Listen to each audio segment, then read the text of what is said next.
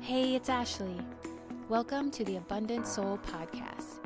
I am so excited for today's episode as Stephanie shares her own personal journey.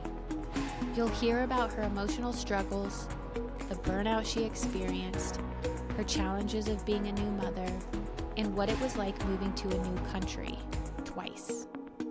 Finding confidence, courage, and worthiness throughout these challenging times was a choice she knew she had to make. She shares about the tools and modalities that helped her through some of her lowest times and things that continue to help keep her grounded today. Steph is an amazing woman, and I am so lucky to have her as a friend. I cannot wait for you to learn more about her journey of resilience, healing, and growth. So, let's get to it. Here is this week's episode. Good morning. Hello, how are you? I'm doing very good. How are you doing today? Amazing. Well, good. Glad to hear that. So for today, I wanted to anchor into why Steph and I created this podcast. We wanted to create a space where we could share about our own personal journeys, challenges, wins, how we kind of found our way to where we are and abundance, not only with guests and everything, but our own personal journey. So today, Steph, I would love that we kind of dive into your personal journey, if that's okay with you. Yes, totally. Okay, awesome. So let's begin there. If you want to maybe begin on how you got started or how this all came about for you on your personal journey. So my personal journey, I would say, has started long time ago. Knowing something about myself that I think is one of the key regarding how I can behave with my emotions is that I'm hypersensitive. So I have these emotions that can be like very high on happiness and very high on sadness. Yet I realized this not long ago. Maybe 6 months ago, maybe a year ago. So it hasn't been that long. And during all my childhood, I had these huge emotions, and sometimes my reactions were very disproportionate. Did we say that? Mm-hmm. Disproportionate. Disproportionate compared to the situation. And I've been in so much like moments of depressions along my life. And I will only focus today in my last period of depression. But I had before, when I really started my journey into knowing about spirituality and knowing that you can work on yourself, was back in 2010. When I had a little bit of depression, not a little bit, I was very depressed. And I found yoga. That's where I found yoga. Yoga was my first journey into like spirituality, because I learned very quickly that yoga was not about the poses. It was all about like the mindset. So yes, you can get fit by doing poses, but you really had to, it was all about the mind and the focus and being disciplined and being within yourself. Meditation is part of yoga. Right, so it's all that encompass yoga. So 2010 yoga, I always say, saved my life. Then I felt better. Then I had another round of like depression or burnout in 2017, when I was by myself with Luca, my son. So I was raising him by myself because I was living in Canada at the time, and my husband was living in the US.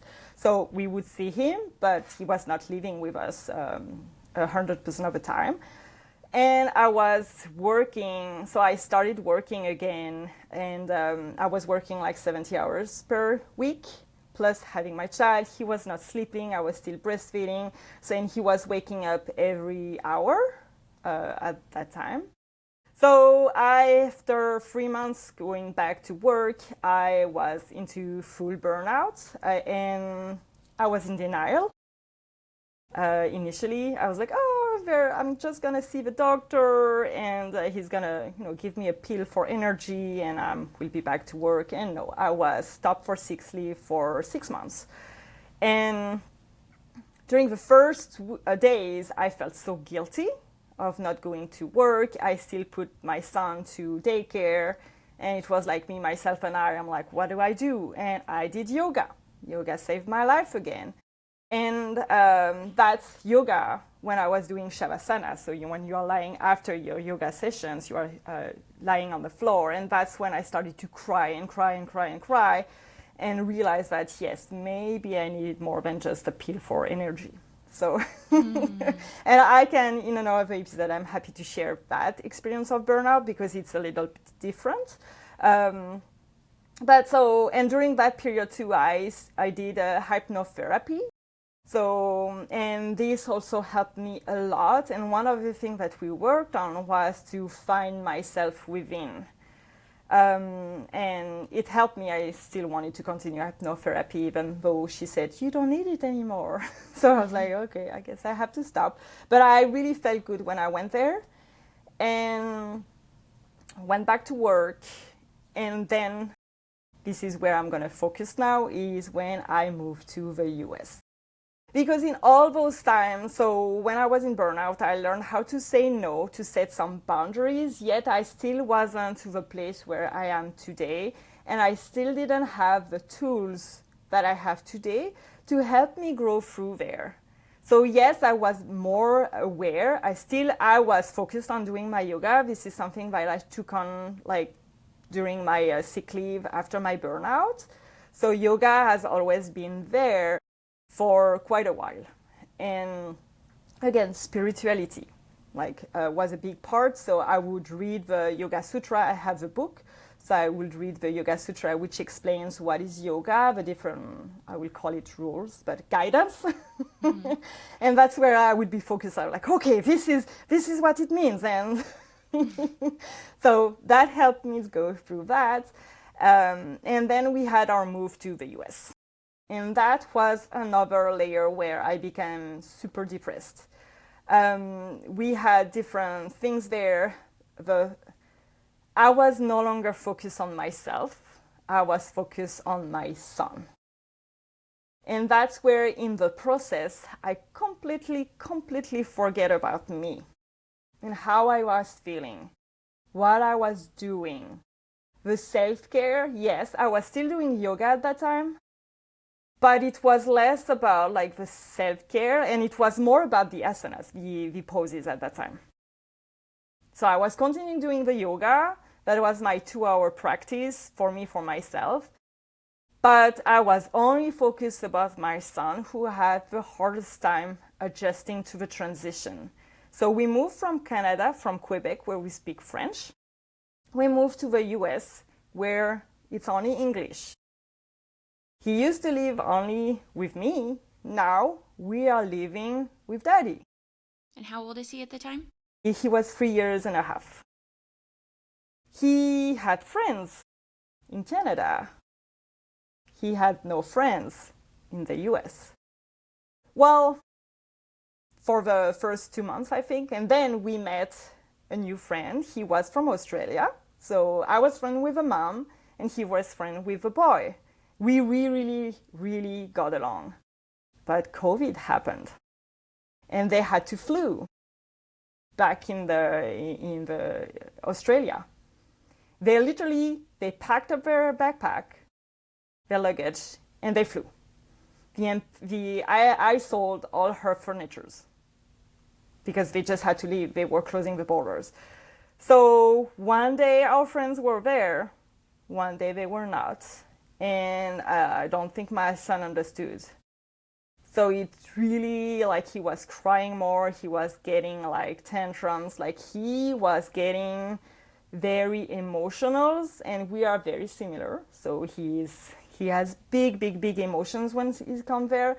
So he's starting to have these huge tantrums that lasted 2 to 3 to 4 hours. where, I mean, given the consequence, given the length that it happened, I was pretty patient, but I would lose it. I would yell like to the sky. I would, run out of the apartment like a crazy woman. My husband was there taking over, like we would alternate. He would get sad, and we went through all of these emotions. And we had so many up and downs like this. Finding, we changed my son's school, so to put him in a school where they speak French. He still had these moments of big emotions, so we had so many times to meet with the principal. We at some point considered going back to Quebec,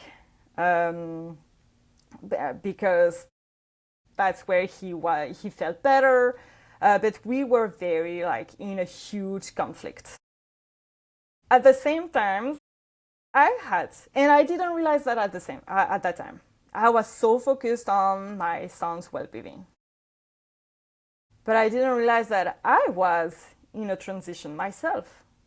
I moved to the US. It's a lot of big changes. Back to a lot. Back.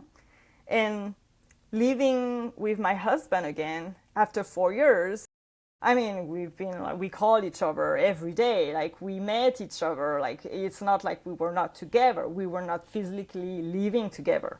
Mm-hmm. So for us, to be living together, I didn't realize that for me as well, it was a transition.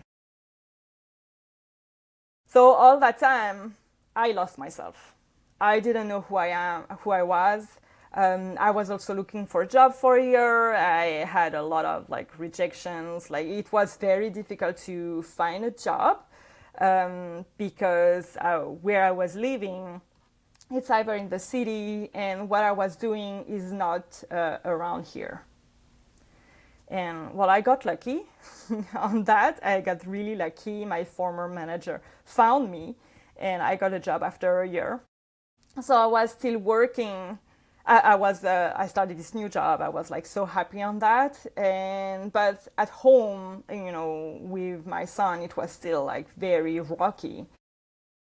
So to the point again where we reconsidered, even though my husband and I had a job that we liked, that we were considering going back to Quebec without a job, just for our son's well-being. So again, a lot of conflict and focusing on my son's well-being. And at some point, I was crying all the time. I was not there anymore. I just wanted to escape. So one of the things with me is that when it's too much, I want to escape. I want either to leave the apartment, leave the city, leave the country. That's what I did at 19 years old. When I left France for Canada, I would say flying away from my problems in France. So I have this tendency where, and when I have too big emotions, it's I don't want to leave anymore. I'm very, I don't want to be in this body. It's very extreme. My reactions can be very extreme. So, yeah, I was at the time where I didn't know if I wanted to stay. I didn't know what I wanted to do. I felt I was on the ground. But it was very internal, you couldn't see it, because I was smiling, but inside I was crying. And I became so insecure, afraid of everything, to the point where there is one story that I share. I went at the spa one day, and they gave you these robes. And in Canada, I'm used to, they gave you robes and towels. But you cannot exchange the robe. So I was used to that. And when I was in the spa here, it became very soaking wet after my first cycle of water. And it was very cold. So I starting to be cold because it was soaking wet. Like I was putting this robe and I was like freezing. And I was so not confident that I didn't have the courage to go and ask at the receptions if we could exchange the robe, even if I have to pay, because it's very cold. So I did not. And I stayed during the entire day with that. So, and there is a follow-up on that story. But yeah, so I stayed with that robe the entire day. So that's how, like, I didn't want to impose. Didn't want to be a burden. I was less confident. I was like, okay, I'm there at the spa, but like I'm not gonna do wave. That's where I was. So I felt at some point that I was at the bottom. So I could only do two things: either dig my own grave, or push myself up. That's how I felt. I was like, I cannot fall further down. I'm there. I'm back. So I decided that I will push myself up. And my first thing was to open my sutras. That's what I was going to say. Like during this time, when you said you're at your lowest, you have these two decisions. Are you still practicing yoga? Are you still doing the hypnotherapy? Or what's your me time look like at that point? So hypnotherapy, no, it was back in 2018 when I was in sick leave.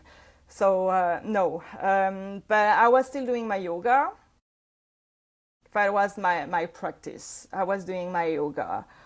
And I will touch base on that regarding that, how in reality this is not what I needed. But I will touch base on that. Not to say that I shouldn't have done it. I mean, it's still something that I believe like will work and be part of it, but it's not 100% what I needed. Okay, I'm going to share why. So yoga is something like to calm you, right? It helps you calm your feelings, get focused, like with meditations. And however, for me, like I needed to get my energy out. And yes, still continue to do the yoga meditation or something that will ground me and calm me. But I had so much anger, so much energy bottled from all these years that I needed to let that energy out. And that allowed me to do my yoga, meditation, or whatever practice to ground me to work, because it was not working in the end. Like very difficult to set in meditation, almost impossible. I would stay, but and meditation is not to have no thoughts. But I was more agitated during and after my meditation because I needed to have my energy out. So that's something that I learned, that some people will need only meditation and it's fine, but some people need to have this energy out. Doesn't matter if it's like with a more energetic training, like HIIT cardio, like running, or like boxing, anger management, anger burn. Like that is something that I did because I thought I was sad, but I was angry. Underneath the sadness was anger. And I learned that from my personal journey.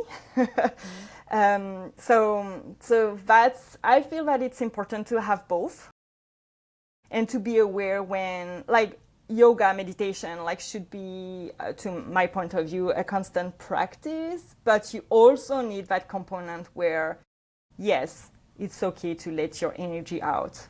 Like, if you have anger, do it in a safe way. Don't say, I'm angry, I'm gonna do meditation, I'm gonna do yoga, because that's what I was doing. That was like, I'm so like ramp up right now that, okay, I'm gonna do yoga.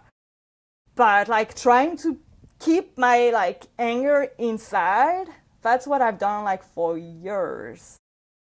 But that's why when it blew up, like it. So I think we need both. Yeah. That's my belief, my experience. Well, thank you for sharing that. So let's go back to, you have your two choices. So you're deciding dig my own grave or lift myself up.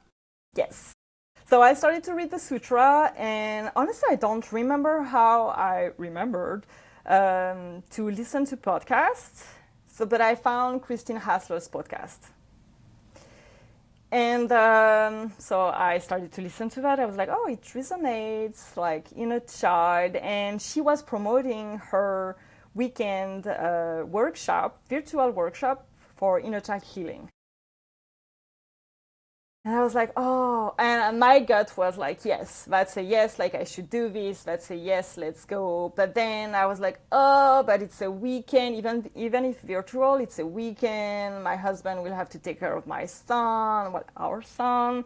And then that was a transition to, in my mind, I had to work between my son, because that was ego driven. Like my son, because I was raising him by myself. So I was I would say, quote unquote, most responsible on the day-to-day basis between this is our son, shared education, shared, day-to-day responsibilities. So that was also a transition that I had to make. That was not easy. So I had this conflict. Well, my husband has to take care of my son for the weekend. And like, wait, it's our son. Like, he could take care of him for the weekend. And also, like, it's 2 days for myself.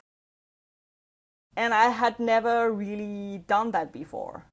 So it took me 5 days to finally ask, and I was so shaking to ask my husband to take care of him for the weekend, and it's virtual, so I'm there, but it's still I won't be available. And I was so shaking, and like I was breathing, and I was like drinking water, and I was like, I have something to ask you. I was so scared. And then he was like, sure. And I'm like, okay. And then I felt guilty because I would leave my son. So like you had all these like mixed emotions. However, that's the best thing that happened to me. So I went to that workshop, and that started my transformation. And to me, that was the biggest transformation, better with everything that I've done before. And I've tried a lot of things. But so remember the story with the spa. So they gave the advice that after this weekend workshop, you take the day off and you do something for self-care. So I decided to go to the spa. So I took off from my job. I had a day off, and I made the reservation for the spa. And we had this workshop, which was very intense, but so healing. And I think we already mentioned that, but integration is so key. So even though you have this workshop that is very intense, like you have to give it time to integrate what you learn and to make the changes. So on the Monday, this was a big piece of integration. I went in the spa, same pattern, like I did the cycle with wet, cold, and actually it's wet, like so water, then cold and rest. And my robe was soaked again. And I was like, I'm going to ask if I can change it. So, well, it took courage. Like, I had to talk to myself, but I was like, okay, last time you were freezing, like, it was not a very relaxing moment at the spa, even though it's meant to be that.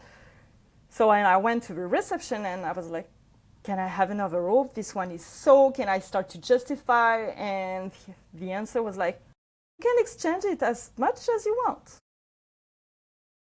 And I'm like, and I felt stupid. Where I was like, oh, last time I didn't change. And she was like, yes, no, you can come and change it as much as you want. No problem. Like, it's included. And I'm like, oh, now I know. So learn from your experience. But it's just to tell you how I was so not confident. And the worst things that she could have said is no, like we can change. So the results would have been the same, but at least I would have asked. But because I was so afraid of receiving a no, that I didn't go and ask, which in the end turns out that I could have had a greater time before. So, and to me, that was the evidence. I was starting to gather the evidence that, I had to be more confident. Like I had to work on my worth because I didn't feel I was worth to. In reality, very deep, I didn't feel that I was worth to have a new robe and have a peaceful day. So starting from that point on, I worked a lot on my self-love, worth, and confidence. That's the few things that I started to work on. And that was not easy. One of the first exercises that I started to do at home was going in front of a mirror and telling that I love myself and that I'm, good enough and I'm lovable and that I'm perfect the way I am. And the first time I did that, it was very hard to look at myself. And I could feel that I was not believing what I said. But I think that came from Mel Robbins, who did that, the mirror work, or maybe part of the workshop. I've done so many different things from everyone, so I can't remember exactly where it comes from. But I think Mel Robbins was the high five, and I think the mirror work was from Christine Hassler. But and you have to do that for a period of time, long enough. So that's the thing, don't quit. You must not quit, even though you have no feeling, even though you feel it's stupid, even though you're like, I'm lovable. Mm-hmm. You don't believe it, you have to continue. And I think for me it took 3 weeks of daily talking to myself in the mirror before I smiled at myself. And I was like, oh, okay. And I felt this little warmth in my heart, which I've never felt before. And I'm like, oh, maybe that's not that stupid. Maybe I will continue. And the more I continued, the less stupid I felt it was. And the less I could really look at myself in the eyes and told me these sentences. It was like, okay, yeah, I'm good enough. I'm worthy. And I'm lovable. And Steph, I love you. And then smiling, sometimes I would be crying. And so I've done that for quite a few months. Wow. So would you explain that as a new connection with yourself? Mm-hmm. Because it sounds like when you were doing your yoga and, connecting with yourself, that's different than physically looking at yourself in the mirror. Definitely, right? Especially through the eyes. Through the eyes, you can see the soul of a person. So, and that's something that as human in our generation, I feel that we have lost, right? We don't even look at someone's eyes anymore. So looking at our own eyes is even more difficult because usually when we look at the mirror, it's like, oh, I have this wrinkle here now. Oh, I have am I pale? Oh, I'm pale. Or, oh, look at this or look at that. It's always to criticize yourself. But how many times did you really look at you in your own eyes and tell you beautiful things? We don't do that on a daily basis. Usually it's to criticize ourselves. And when we look at someone, I noticed that we don't look at someone's eyes.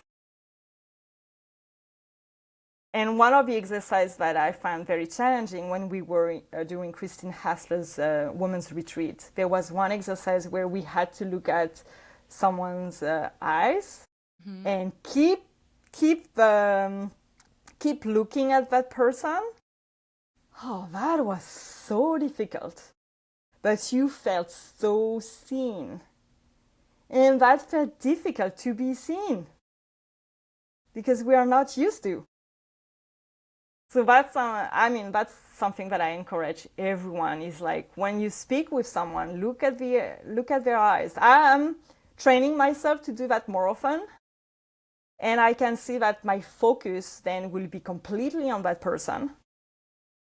And I'm really there and present with them. So even when I don't speak to them and there is a moment of silence, it's less awkward because in reality I'm still with them. Because I hate silence. That's something that when there is a silence, for me it's awkward, like it's something that makes me very uncomfortable. But when because you're not really present, like you just want to fill the gap. But when you are really in fully presence with a person, like silence are not awkward because you feel the presence. Right. So doing that exercise, again, the eye gazing, the eye contact, did you notice things coming up for you? Was that new for you? Or were you excited like, oh, I'm trying this thing, like I feel the connection? Or did you feel resistance? Like, I don't want to be here. I'm being seen. Resistance. A lot of resistance. And a lot of like icky feeling, like I tend to get rigid. So like, like that's resistance, like that's blockage, like that's the fear of being seen, like is very huge. So I would say I was gonna say I'm not used to be in the spotlight, yet it's not entirely true. Like I feel that I've put some kind of like a wall between me being in the spotlight and because I used to dance, so I used to be on doing shows, and one year I did theater and I had a solo. So I mean, yeah. I was in the spotlight. Literally, but so that's why I was like, it's not entirely true saying I was never in the spotlight. But as I went on from childhood to today, I felt it was harder and harder to be seen. And we talked a lot about inner child and inner child wound, and that's, that was built along the time. My journey, like from not being heard or not being trusted or believed when I said something, and I stopped sharing things. I stopped wanting to be in the spotlight. I stopped wanting to, being like the star. So yeah, it was a build-up from all these years where it's very hard to be seen. And at the same time, I think it's, again, the generation where people now are more looking at their screens than at the people in front of you. So again, like it didn't happen in one day where I didn't feel seen, and it's a build-up of like all those years that came to that day where even myself, like I don't recognize that. I was, where is my light that I had before? How can others see what I'm capable of? How can others believe in myself or trust myself more than I do? So there are so many things that people tell about me that I'm like, how do you see that? One of the things, that struck me is when you met me, you mentioned that, oh, you're funny. And that's something that I don't believe I am. I don't think I'm funny. So I'm like, oh, and you're not the first one who told me that. I'm like, I really don't think I'm funny at all. You are. You are. I remember sitting there at that breakfast table, and it was another gal too, and we were like, that's Steph. She's so funny. I want to know her. I want to be friends with her. And it's interesting how often, like you mentioned, like we don't see that about ourselves. We don't feel that about ourselves. So were there times that you started noticing, like, I'll say it as like feedback. You're getting feedback from your outer world, like people around you telling these things. Were you able to receive it? Like, yes, I am funny. Or were you resistant to it? Like, no, I'm not, because you don't believe it about yourself?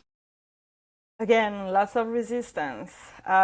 Awareness is the first thing that you need to have. And feedback is great for that. So the funny thing is that I still need to work on my fun. But that's something I still need to be like embracing that, okay, maybe I'm funny. Maybe I'm not a clown, like, and I will never be a clown. But maybe, sometimes, yes, I can say things here and there that is funny. Um, but it's a lot of resistance. Even when you say that, oh, you're funny, I'm like, oh, okay. But it's not, you can see from my body language that I'm like, okay. Even from my voice. So that's resistance, definitely.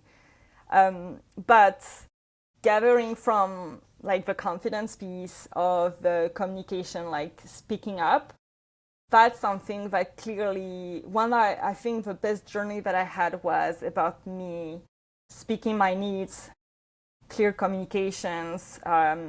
Doesn't matter if it's, in the family. I think it's improved my relationship so much. And at work, also, I started to share my ideas and also saying when I disagree, which I would have never done before. So I can see my evolutions from when I started that work. And I worked a lot also in like the being seen and being heard.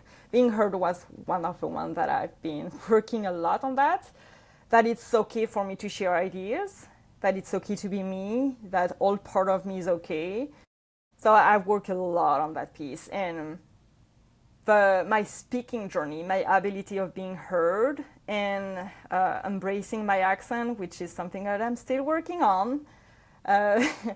I do see the evolution, and it's a journey. So I mean, it's not completed, and I'm still working on few pieces. And this podcast for me is a challenge, which I am embracing, because like recording is one thing, but editing and listen to myself again, like every time, like I'm working on that, and then my inner critic is like, oh, see, you don't know how to speak English. Oh, you haven't used the right word. Oh, you've stumbled here. So my inner critic is huge and loud and like screaming at me, and I'm like, hold on. That's okay. But first of all, English is not my native language. Like, that's okay. Like, I'm human and I'm learning and I will get better. And I'm already better than I used to be before. But it's a constant work between like my beliefs, my inner critic that really wants me to, stay in the comfortable, which is not being seen and heard, and me growing. So yeah, I think the speaking is the biggest evolution that I made, and confidence as well. Like self-love, it's still a work in progress. And you have waves also in your growth. Like you will work a lot on one thing, and then you think you're good with that, so you will work on something else, and then suddenly something will trigger you that will trigger the old ones. That's something you thought that you were done with. So here you go, you work again on that. So it's always going to circle, but every time that you work on that, and you really have to do the work. So when I say that, it's like go into your feeling, go into your emotions. What was triggered? Why was it triggered? You don't have to relieve a trauma, right? But everything is about the emotions that is linked to the memory that you have, maybe, or maybe it's the present, like the present situation, what happened.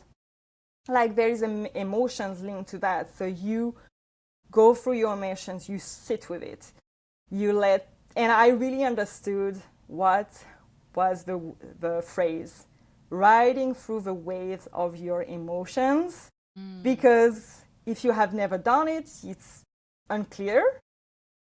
But it's really when I would sit and I will work with my inner child, and like I cry. And then I feel so much better. And then I'm like, no, I'm going to stay seated because I could stop there. I feel better. I stop there, everything is good, and whoops, suddenly I cry again. And then I feel good again. And then I cry again. And then I was like, oh, that's the wave of emotions. Like it's up and down. And then suddenly I get angry. And then I feel better again. And Something that I haven't touched is like with anger, I do this anger burn or anger release. That is very important for me. I've done it daily at some point when I started my journey. Now I don't. It's only when I need it, but I know when I need it now, when I have built up anger. I do things here and there to get my energy out. One other thing is, for example, you put your hands like this together and you blow into your hands. So when something makes me angry and I can't scream or yell or hit a pillow, like I would like blow into my hands. So it's just give a little steam out. So yeah, and so riding the wave of emotions, when I notice anger, I know that I have to work on that anger. So that's a cue that I will do later on. And I always ends with forgiveness. Or forgiveness to myself or to others if I was angry at someone. And forgiveness is huge on that.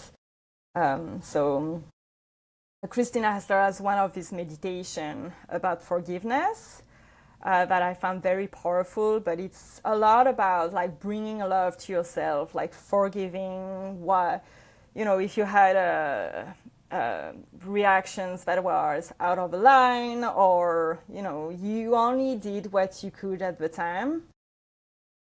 So forgiveness to others that hurt you, whether it was with words or with actions, doesn't mean it's not condemning, right? But it's letting go what happened. So that's a huge piece into like the end of writing the waves of emotions. And it's hard to say, like I do it when I really feel I'm complete. So for me, complete is I don't feel sadness or like I don't feel that I want to cry anymore. And even though I know, like I said, you cry and you stop and you feel good, there is at some point where I know, and that comes with practice, where I really know that now I'm like peaceful. And my entire body is like, it's like I'm floating on the cloud, kind of. So that's my cue that say, okay, I'm complete. Like all is good. And now I'm doing the forgiveness part. And then I'm good. And I'm like going with my day. Poop, poop, poop. I love that. And your analogy of the riding the wave, I love it for emotions, but it's so big for like the healing journey too. Because like you said, it will like come back around. And I think sometimes it can be challenging to remember that because you may think, oh, I just healed this part of me. I'm good to go. Check it off the list. What's next? But that's not how it works, right? Like it'll come back in a different way. Maybe it'll be a similar situation. Maybe it'll be, these triggers that we have, whether it's with yourself or with another person. So grounding into what you said about you're going to be riding this wave, and you'll have those moments of completeness, right? Mm-hmm. But to just be mindful that it's not linear. You're not going to check it off the list like healing my rejection from when I was 10 years old. Check, that's done. That will never come back up again. No, never come back up. And we can dive in a next episode. We are coming to the end of yes the interview. But yeah, no, it's you are so right on that. Like it's non-linear and you may be working on it your entire life. But not to be pessimist, because every time you heal deeper, so lots of situations will not trigger you anymore, and you will go every time. And once you have the awareness, a work that I used to do before that would take me, more times, now I can meet with my inner child. Like I close my eyes and she's there. She can be sitting there right with me when I talk to you. Like I don't have to do like all this process about meditations, like going down within to like meet with her and check with her if she trusts me or not. Like I don't have to do that anymore. I had to before. So now the more you practice, the more you go and do your tools. It may be like I'm talking about inner child, that's for me that was powerful, but if you do EFT or any kind of modality, Like, you will know what to say and what to do. You won't have to, take your instructions and follow, oh, so for your EFT, we have to tap here, and what do I say, right? So you will know what to do and what to say depending on the circumstance. So my biggest recommendation is, like, once you find something that fits with you, that really resonates, like, keep on going, keep on practicing, because you won't have to be like, okay, you won't spend as much time.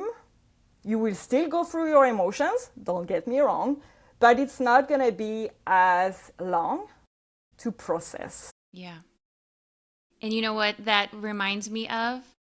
And I want to acknowledge you for your journey in this and for sharing with everyone too, because what you just said parallels with having that courage, just like when you were at the spa.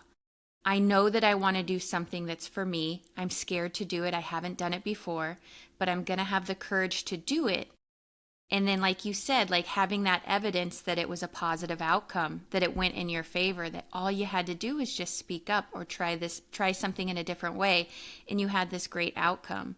So very much like the tools that you talked about with inner child work or EFT, like if you're starting that, you're going to have courage to begin. And then once you have that evidence that you're like, wow, this is what I got out of it, or this is the outcome, then it will get easier because you won't have those big emotions of fear or doubt or resistance, and it'll just help you. So I love that you shared that.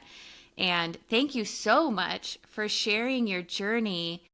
I'm just so inspired by it. And all of the challenges, I feel like you had a span there of these challenges, and you sharing how you navigated it and really pulling yourself up. That's just huge, like being in that point, so, and again, thank you so much for sharing your journey.